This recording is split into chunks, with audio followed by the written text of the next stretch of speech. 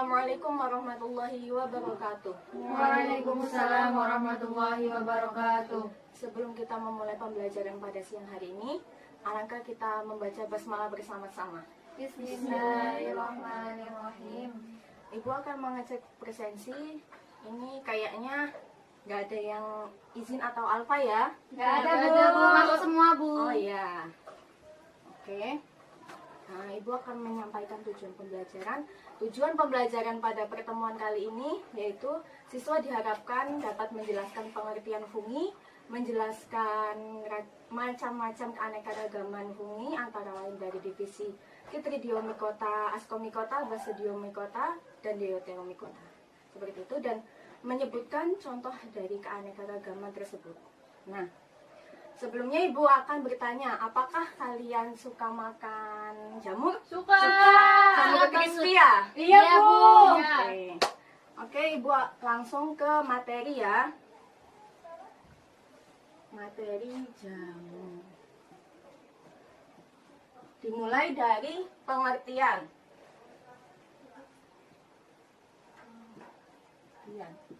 Jamur ini biasa dikenal dengan istilah kapang, hamir, atau years, seperti itu. Dan di dunia biologi nggak ada istilah jamur, adanya istilah fungi, seperti itu. Jadi kalau misal kalian bilang di biologi kok nggak ada jamur ya, adanya tuh fungi bukan jamur, seperti itu. Iya bu. Ya, lanjut, sudah ditulis? Sudah. Sudah.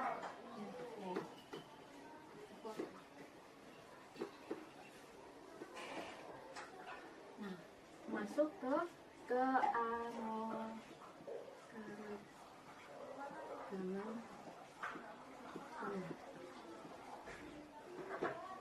Nah, di keanekaragaman fungi ini dibagi menjadi 5 divisi.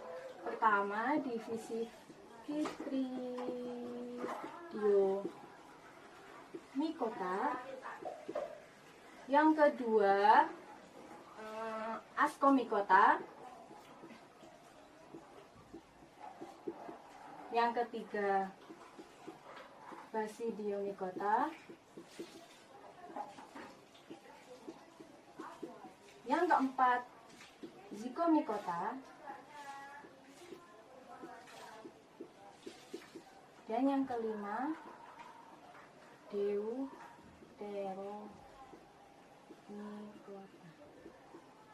Nah, asing nggak sama kalian? Asing sekali bu. Oke, Ibu akan menjelaskan satu-satu ya. Ya. Udah ditulis? Sama, yaitu divisi Chytridiomycota. Nah, ciri-cirinya yaitu dia fungi yang paling tua atau primitif, seperti itu. Dan sebagian besar organismenya itu akuatik.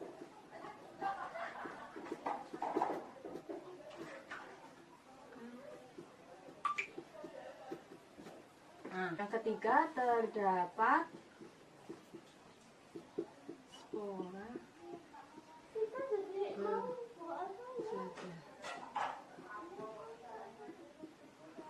Yang keempat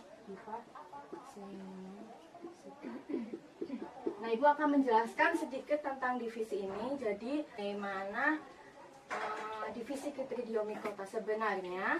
Divisi Chytridiomycota ini dalam sistem 5 kingdom dikeluarkan dari kingdom fungi dan dimasukkan ke dalam kingdom protista. Kenapa? Karena salah satu ciri-ciri agar masuk ke dalam kingdom fungi yaitu dia tidak terdapat spora berflagel, sedangkan pada divisi Chytridiomycota dia memiliki spora berflagel, seperti itu anak-anak. Dan dalam beberapa dekade belakangan ini, ahli sistematika mikroorganisme meneliti tentang urutan asam nitrogen dan urutan protein, dan mereka menemukan bahwa si Chytridiomycota ini bisa dimasukkan kembali ke dalam kingdom fungi. Nah, dan dari faktor-faktor tersebut akhirnya ahli biologi memutuskan bahwa Chytridiomycota ini masuk ke dalam kingdom fungi kembali, dan ini yang kita ikuti sampai sekarang. Seperti itu. Nah, kalian paham nggak hifa senositik itu apa? Belum. Nah, hifa senositik itu dia memiliki banyak inti sel dan tidak bersekat. Seperti itu. Sudah paham? Paham. Kita lanjut ke divisi selanjutnya ya. Ya, Bu. Lanjut ke divisi yang kedua, yaitu divisi zygomicota. Divisi zygomicota memiliki ciri-ciri hifa tidak bersekat, penghasil zygospora dari reproduksi seksual, dan ini merupakan ciri-ciri khusus dari divisi ini ya. Nah, dan dia dinding selnya terbuat dari kitin. Nah, cara hidupnya itu sama seperti divisi yang lain dan jamur yang lain. Dia sebagai saproba atau pengurai dalam metabolisme atau di dalam makanan, seperti itu. Kebanyakan divisi ini nempel di roti. Kalian tahu roti yang berjamur? Iya, tahu. Nah, itu. Oke, Ibu akan menunjukkan sebuah gambar.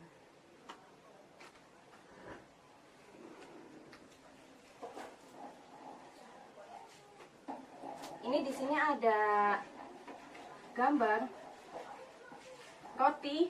Nah, ini ada jamur-jamur. Nah, ini yang panjang ini namanya sporangiofor. Yang panjang ini tuh jamur ya, ini tuh fungi nih. Ini kan rotinya. Ya. Ini fungi. Nah, ini yang panjang ini namanya sporangiofor. Dan yang paling pucuk, yang bulat ini namanya sporangium. Di dalam sporangium itu terdapat spora. Nah, kenapa Bu? Ini kok ada yang hitam, ada yang putih? Tahu nggak? Nggak. Tahu. Oke. Nah, kenapa ada yang hitam, ada yang putih? Ini menunjukkan bahwa kalau yang hitam sporangiumnya sudah tua. Kalau yang putih berarti masih muda. Seperti itu. Paham? Paham. Oke. Oke, lanjut ke divisi ketiga, yaitu ascomycota. Ciri-cirinya yaitu yang pertama penghasil ascospora, dan ini merupakan ciri-ciri khusus atau ciri-ciri utama dari ascomycota. Nah, ada yang uniseluler dan multiseluler. Kalian tahu nggak uniseluler sama multiseluler itu apa? Ada yang bisa jawab? Ya, silakan Nila. Itu kalau uniseluler tuh satu sel. Ya. Kalau yang Kalau multiseluler tuh banyak. Oh iya, baik, bagus Nila. Oke, sedangkan ascomycota multiseluler itu hifanya bersekat seperti itu. Nah, cara hidupnya tuh sama seperti divisi lain. Dia sebagai saproba atau pengurai makanan atau metabolisme yang ada di dalam tanah. Seperti itu. Lanjut ya. Dauri hidup. Nah, dauri hidupnya itu yang baik uniseluler dan multiseluler itu dia biasanya seksual dan aseksual. Gitu. Nah, contohnya itu dari Saccharomyces cerevisiae dan Penicillium notatum.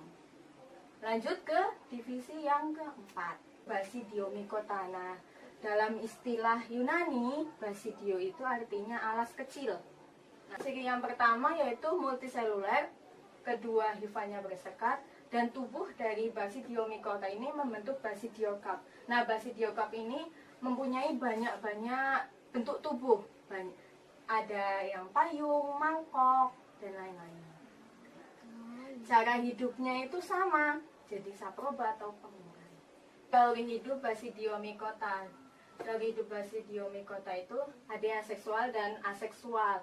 Tapi kebanyakan dibanding dengan divisi sebelumnya yaitu ascomycota, dia lebih banyak ke seksual dauri hidupnya.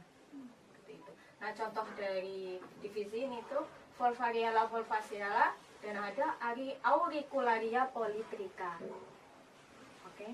Lanjut ke divisi Deuteromycota. Sebenarnya divisi ini tuh tidak masuk ke dalam divisi fungi. Karena apa? Karena Deuteromycota itu hanya untuk jamur atau fungi yang belum diketahui cara reproduksi seksualnya. Jadi dia dimasukkan ke Deuteromycota dan biasa disebut jamur tidak sempurna. Nah, seperti itu. Jadi misal si fungi ini sudah diketahui cara reproduksi seksualnya, dia akan keluar dari Deuteromycota dan dimasukkan ke dalam divisi yang sesuai. Nah, contohnya itu banyak terdapat pada genus Aspergillus dan Penicillium. Di sini Ibu ada contoh tabel dari fungi. Siapa yang mau membacakan? Saya. Oke, Halim, silahkan.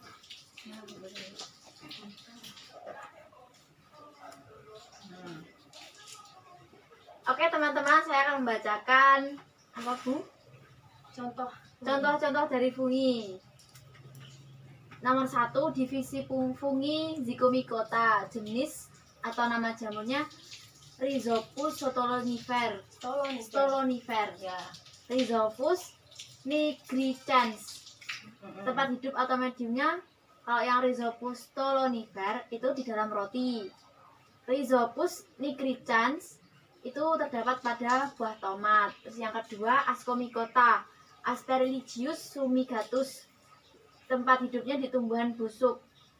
Yang selanjutnya Trichopiton tonsurans. Hidupnya di rambut kepala. Yang ketiga, Basidiomycota. Jenis atau nama jamunya Pusinia arasidis. Tempat atau hidupnya di tanaman kacang. Selanjutnya Pusinia graminis, terdapat pada tanaman pertanian.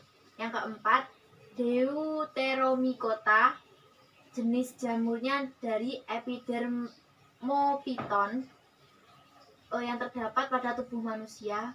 Dan Microsporum sp, terdapat pada kulit dan rambut manusia. Oke. Sudah Bu. Ya, terima kasih Halim. Iya, sama-sama. Oke, apakah ada pertanyaan?